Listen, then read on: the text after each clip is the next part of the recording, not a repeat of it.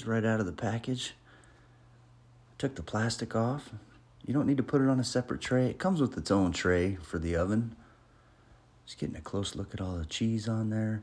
The trick here is to preheat it to 425. Let it come up to preheat before putting it in the oven. Once it comes up to 425, put it in the oven and cook it for exactly 22 minutes.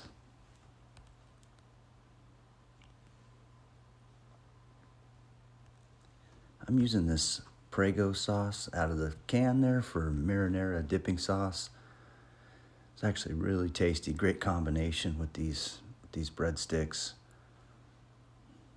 Picked that Prego sauce up at Costco as well. Here it is coming out of the oven, nice and hot. 22 minutes later. And then I usually cut them while they're hot. You can let them cool off just a little bit before you cut them, but I like to get right after it. You know, maybe a minute or two after coming out of the ovens when I like to cut them. Smells so good here too. There's just cutting it with the pizza cutter there into smaller strips. Cut it to the size that you like. You can cut them into squares, strips, whatever, circles, however you want to do it. There it is all cut up into snack-sized pieces. I did it this way, that way you can serve it easily with the marinara sauce on a plate.